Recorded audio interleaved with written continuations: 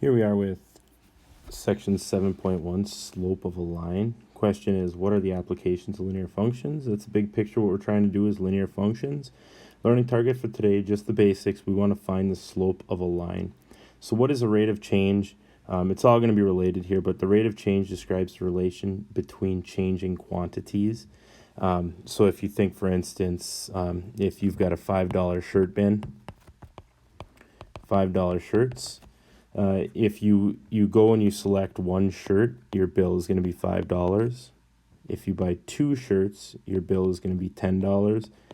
Three shirts, $15. As you can see that every time this one increases by one here, this down here is going to increase by 5. So that's what we're talking about when we're talking about rate of change. What's the relation between changing variables? As the number of shirts changes, the cost also changes. So that's what we're looking at when we're talking about rate of change.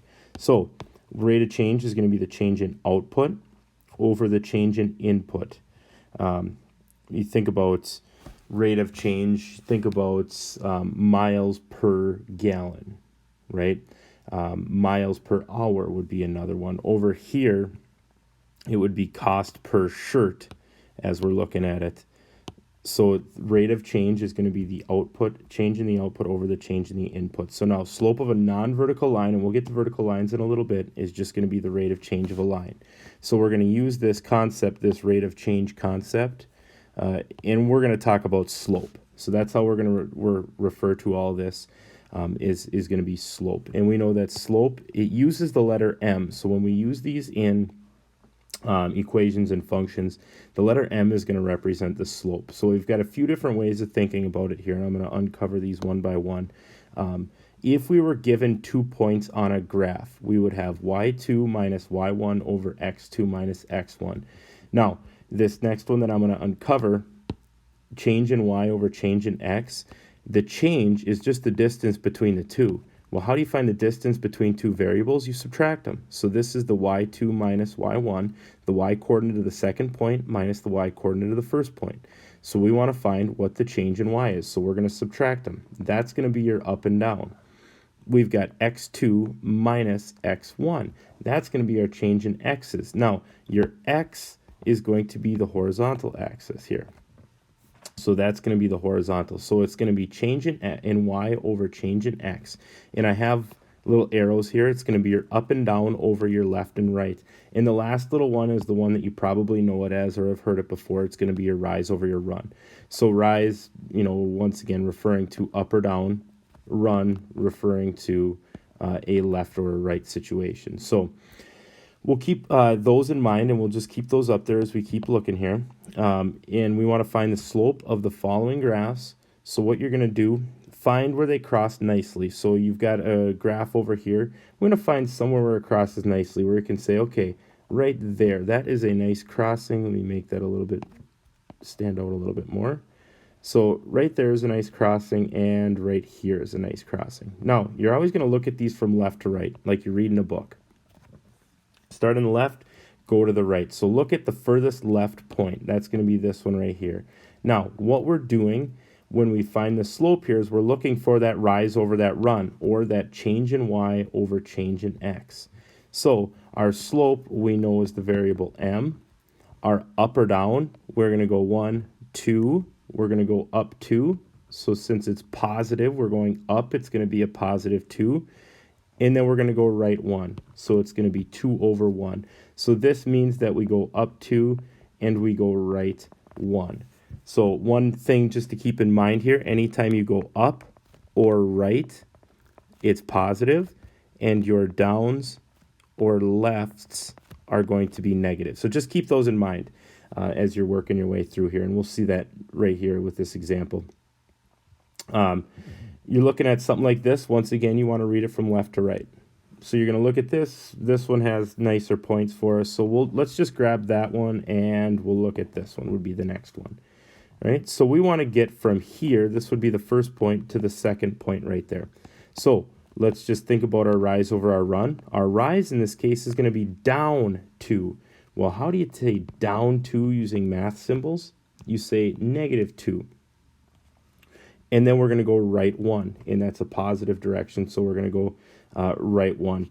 Now, you can write this as -2, that's fine. I'm going to continue to write these as we leave them in fractions here, just because once we start getting into different forms and graphing these things, it's easier to look at it as a fraction. So the -2 on top tells you that you're going down 2, and this tells you you're going right 1. Now, you can pick any points. It doesn't just have to be those two. You could pick this point and this point right here. Do your rise over run. 1, 2, 3, 4, 5, 6. So we're going down 6, and we're going 1, 2, 3, right 3. Well, if you simplify the fraction here, what are you looking at? Well, you're still looking at that -2 over 1. So it's consistent there as you go. So look at it from left to right. It's gonna make your life a little bit easier. It doesn't matter though. Say we start here, so that would be our first point, and this would be our second point. If we did that, as long as you're doing the rise over run, 1, 2, 3, 4, we would be going up 4, so that would be a +4, and we'd be going 1, 2, we'd be going left 2. You look at this and you say, okay, 4 over -2 is -2. Well, this is all the same. So it's airtight. You can look at either way. Personally, I like going left to right. It keeps the denominator positive, so you don't have to worry about that piece. Slope, given the slope formula. So we've got a couple points here. Let's just pick a couple of these. This is your formula that you're going to use, y2 minus y1 over x2 minus x1. Once again, that's your change in y's up top, your change in y's over your change in x's. So if you look at something like this, it might be easiest as you're first getting the hang of this. This is the x coordinate of your first point. This is the y coordinate of your first point. This is the x coordinate of your second point. This is the y coordinate of your second point. Now, when you look at this and you say, okay, my slope is going to be y2. Well, let's look for y2. That's going to be an 8 minus y1. That's going to be minus a -4. So that's going to be plus. Let me just emphasize that. That's going to be minus a -4. And we know that minus a negative, that means plus. So let's just leave it like that for now. My x2 is going to be 6, and I know that from this, minus 3.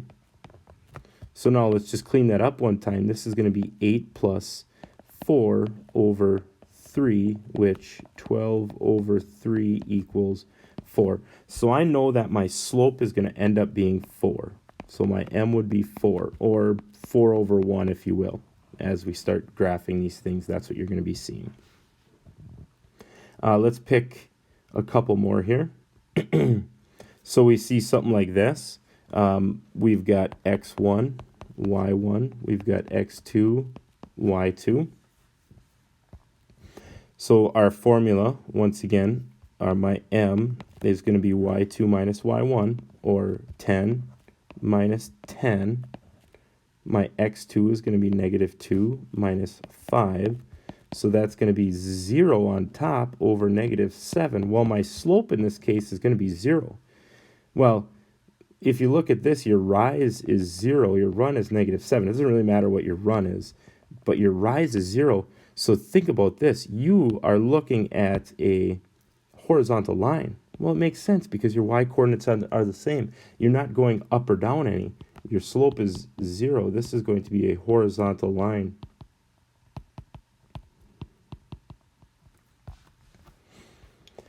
So you can finish out those on your own. The completed notes will be posted. Looking at a table, it's not going to be any different.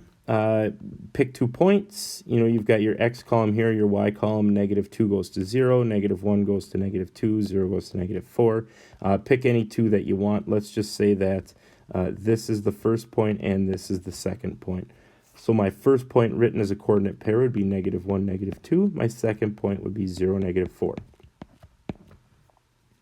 Go back and use your formula. y2 minus y1 over x2 minus x1 is my slope. So the y coordinate of my second point would be -4. The y coordinate of my first point would be minus a -2. X coordinate would be 0. Y coordinate would be -1, so minus a -1. Clean it up, you got -4 minus a negative, you know, is plus. Minus a negative, you know, is plus, so this would be 0 plus 1. One more time, you got -4 plus 2 would be -2 over 1. So my slope for this right here, given this table, would be -2. You can do the same thing over here. You can pick your points. You can pick any 2 points. You could pick this point and this point. You could pick this point and this point. You could pick this point and this point. Really, you can pick any 2. You're using the same formula. It's all going to come out the same in the end. Now, last piece, horizontal and vertical lines. Horizontal lines, if you think the horizon, you think about horizontal lines, they are going to be flat lines. There's going to be 0 slope. So notice that there's no up or down as you work your way around. Think about the floor. Think about walking across the floor. Horizontal line, 0 slope. The y coordinates are going to be the same. They're going to be the same because you are not going up or down any. So find the slope. We looked at a situation like this earlier, but once again, you can use a slope formula. Y2 minus y1. So y2 minus y1 over x2 minus x1 is my slope. So it's going to be 10 minus 10 over 5 minus a -4 would be 0 over 9. Notice your up or down is 0, so you are not going anywhere vertically. You are just going to be going straight across, left and right. Once again, looking at a graph here, rise over run is the mantra there. Your rise would be, well, 0, and your run, it doesn't matter, 1, 2, 3, 4, 5, 6, 7, 8, 9, 10. 0 divided by 10 is 0. So your slope is going to be 0 in those. Now, vertical lines are going to have undefined slope, and let me show you why. The x-coordinates are going to be the same. When it goes to this, your y2 minus y1 over x2 minus x1, and when you look at that, notice your x-coordinates are the same. So if the two numbers are the same, your denominator is going to be 0. Well, what do we know about dividing by 0? Can't be done. So let's go ahead and crunch the numbers here. 8 minus 5 and 2 minus 2. You've got 8 minus 5 is 3 over 0. This is a no-no. Cannot have a 0 in the denominator. So this right here is undefined. It is an undefined slope because you cannot divide by 0. Okay, this is different than up here where the 0 is on top. You can have 0 on top. You cannot have 0 on bottom. And if you look at this one, you see the line there. I'll make it a little bit better for you. The line is right there. So we look at that and we say, okay, there's a point right here and there's a point right there. We want to do this. Our rise, 1, 2, 3, 4. Our rise would be 4. But our run, we're not going to the left or right any. So our run is going to end up being 0. Well, 4 over 0 cannot be done. So this is going to be an undefined slope. It is a vertical line. So just to recap everything, summarize slope. If you are going, as you're going left to right, so this means you're going up and right, this would be a positive slope. Okay, this right here, as you're looking at it from left to right, you are going down and right. So there would be a negative and a positive. This would be a negative slope.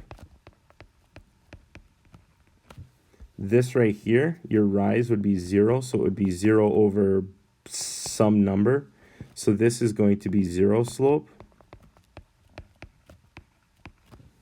And last one, you've got your rise is some number y over your run is going to be 0, so this would be undefined slope.